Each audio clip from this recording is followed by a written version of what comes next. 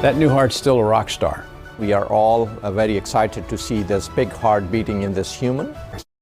Pada tanggal 10 Januari 2022, buat pertama kali dalam sejarah, Sekolah Perubatan daripada Universiti Maryland, Amerika Syarikat telah berjaya melakukan proses xenotransplantasi dengan memindahkan jantung khinzir kepada manusia. Perkara ini tidak lain tidak bukan menjadi satu kejayaan yang besar kepada bidang perubatan.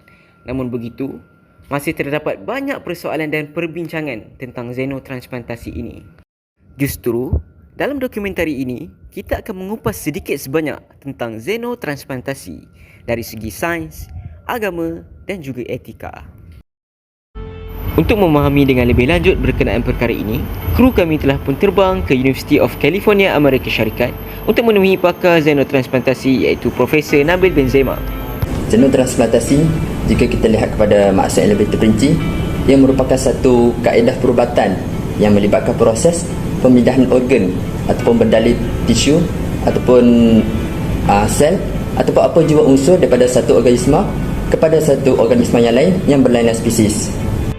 Jadi, setelah kajian demi kajian dilakukan, akhirnya para saintis menemui bahawa sus Scrofa domesticus atau kita kenali sebagai khinzir ini merupakan haiwan yang sesuai untuk kita jalankan proses xenotransplantasi ini.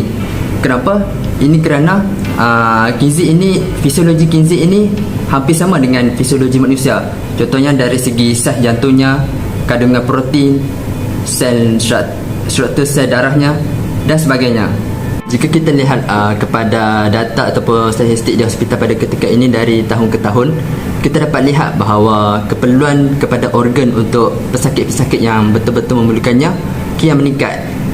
Jadi, isu kekurangan ataupun penurunan bekalan organ untuk manusia ini menyebabkan para doktor harus mencari alternatif baru untuk menyelesaikan masalah ini. Jadi antara alternatifnya adalah melalui kaedah pemindahan organ daripada haiwan, contohnya seperti khinzir. Tidak cukup sekadar itu, kami juga telah menemui Dr. Ashraf Maguire daripada University of Alabama bagi mendapatkan pandangan lain berkenaan dengan xenotransplantasi ini. Jadi bila kita nak berbicara soal xenotransplantasi, kita perlu tengok semula sejarah berkenaan xenotransplantasi ini. Jadi ia bermula pada abad ke-17 yang mana awalnya berlaku blood xenotransfusion, mana darah daripada haiwan seperti kambing dialirkan masuk ke badan manusia. Jadi seterusnya kita beralih kepada abad ke-19 iaitu xenotransplantation kulit dan xenotransplantation kornea dalam mata. Pada abad ke-20 berlakunya xenotransplantation sel, yang mana kita menggunakan sel daripada haiwan, kita transplantasikan ke dalam tubuh badan manusia. Jadi disebabkan itu prosedur-prosedur yang terlibat dalam proses xenotransplantasi ini telah beradaptasi atas zaman dan dia telah menghasilkan xenotransplantasi yang zaman sekarang ini. Jadi antara prosedurnya kita boleh bahagikan kepada 4 bahagian. Yang pertamanya adalah solid organ xenotransplantation. Kita melakukan pemindahan organ iaitu seperti buah pinggang dan hati daripada haiwan kepada manusia. Dan seterusnya cell and tissue xenotransplantation, iaitu kita ambil sel dan tisu daripada haiwan untuk tujuan transplantasi ke badan manusia. Dan seterusnya bahagian prosedur yang seterusnya adalah extracorporeal perfusion, iaitu darah pesakit manusia kita alirkan luar badan dan masuk ke organ haiwan untuk dialirkan ke semula ke dalam badan. Contoh seperti pesakit yang mengalami kegagalan organ seperti buah pinggang. Dan akhir sekali adalah human animal hybrid, yang mana kita grown in culture sel manusia dan haiwan untuk tujuan kita hasilkan sel yang sihat untuk tujuan transplantasi semula ke dalam badan manusia. Dan para saintis faham bahawa konsep xenotransplantasi ini bukanlah sesuatu yang baru dan asing dalam bidang perubatan. Terlalu banyak percubaan klinikal yang telah dijalankan semenjak 300 tahun lalu. Dan tidak dinafikan terdapat juga beberapa halangan dalam melaksanakan xenotransplantasi ini, seperti isu sistem imun badan, sama ada menerima atau menolak organ yang diderma, dan isu jangkitan penyakit berjangkit dari haiwan penderma kepada penerima seperti virus daripada chimpanzi dan babi. Terdapat juga isu etika yang mana isu ini sangat membimbangkan ramai pihak. Jadi proses xenotransplantasi ini kita perlu amati dan teliti daripada pelbagai aspek supaya ia dapat memberi manfaat kepada ramai orang. Dan xenotransplantasi ini diharapkan mampu untuk memenuhi keperluan organ bagi membantu lebih ramai pesakit yang memerlukan. Maka, dapat kita katakan bahawa xenotransplantasi merupakan satu penemuan sains yang sangat mengagumkan. Namun begitu, ia juga telah membawa kepada pelbagai perbincangan khususnya dalam isu etika. Justru, kami telah pulang ke tanah air untuk bertemu dengan pakar bioetika, Dr. Abdul Halim Mukmin. Seperti mana kita tahu, tujuan etika adalah untuk memanfaatkan manusia serta alam sekitar. Pada masa yang sama, ia perlu meminimumkan risiko tersebut, iaitu risiko yang boleh memberikan keburukan atau kesengsaraan kepada manusia dan juga haiwan yang telah digunakan. Okey. Antara isu yang dibangkitkan dalam xenotransplantasi ini adalah persetujuan pesakit dan atau waris kepada pesakit tersebut. Okey.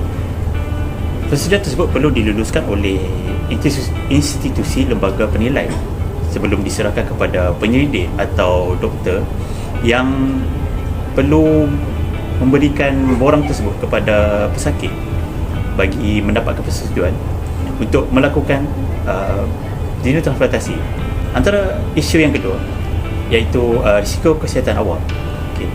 Risiko tersebut ianya boleh, xenotransplantasi ini boleh menyebabkan penyakit baharu yang muncul daripada iaitu kuman haiwan yang digunakan. Dalam konteks ini, penggunaan khinzir, iaitu apabila penyakit tersebut yang berasal daripada haiwan boleh berpindah kepada manusia, ia dinamakan zoonosis.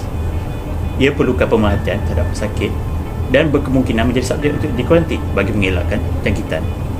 Seterusnya, antara isu lain adalah isu etika dalam biotek, di mana mereka yang terlibat ini mengatakan bahawa xenotransplantasi bakal mewujudkan kimera manusia haiwan, di mana apabila berlakunya proses pertukaran organ manusia dengan haiwan tersebut akan menyebabkan perubahan genetik. Dalam hal ini, perkara ini adalah tidak betul. Organ haiwan tersebut diubah sesuai oleh pakar-pakar supaya ianya sesuai untuk ditransplant masuk ke dalam tubuh pesakit. Antara lain adalah tugas doktor adalah untuk menyelamatkan nyawa manusia dalam keadaan sekarang yang kekurangan organ serta penderma organ yang kurang. Maka kita perlukan satu alternatif yang lain bagi membantu pesakit-pesakit yang memerlukan organ-organ ini bagi meneruskan hidup dalam kehidupan mereka. Akhir sekali, bagi memahami xenotransplantasi dari sudut pandang Islam, kami telah pergi ke Mesir bagi menemui Timbalan Mufti Mesir iaitu Syekh Aliuddin Al-Wasim untuk bertanyakan perkara ini. Menurut pandangan saya, umat Islam hari ini sememangnya dituntut untuk berikhtiar dalam mencari ubat bagi segala penyakit. Dan hal ini bertepatan dengan prinsip maqasid syariah kita, iaitu menjaga nyawa. Yang mana hari ini kita dituntut untuk mencari ubat berunsurkan perkara-perkara yang halal. Namun wujudnya keadaan dalam sesetengah situasi kita perlu untuk menggunakan unsur yang haram, iaitu dalam proses xenotransplantasi menggunakan unsur babi dalam perubatan moden. Namun dalam hal ini, xenotransplantasi ini bergantung kepada dua matlamat dan situasi yang berbeza. Kedua, keadaan di mana xenotransplantasi digunakan sebagai satu alternatif ataupun solusi terakhir bagi suatu penyelesaian penyakit, yang mana jika tidak dijalankan prosedur tersebut akan menyebabkan kematian. Sebagai contoh, penggunaan injak babi yang dipindahkan ke dalam badan manusia yang mana mampu untuk menyelamatkan nyawa, yang mana mewujudkan satu keadaan yang darurat pada ketika itu. Jadi situasi yang pertama melengkapkan ataupun memenuhi matlamat maslahah hajiah, manakala yang kedua memenuhi maslahah daruriyah. Pada 8 Mac 2022, Pusat Perubatan Universiti Maryland telah memaklumkan bahawa pesakit pertama yang menerima pemindahan jantung khinzir telah pun meninggal dunia. Perkara ini bukan sahaja menyedihkan kepada keluarga pesakit, bahkan merupakan berita sedih kepada dunia perubatan dan juga penyelidikan sains.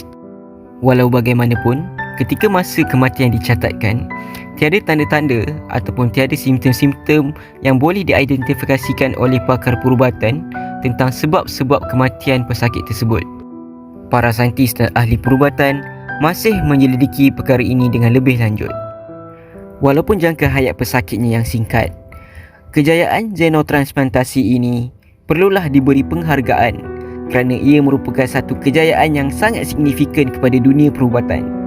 Ia mungkin menjadi kunci kepada penemuan-penemuan baru yang lebih hebat pada satu masa akan datang.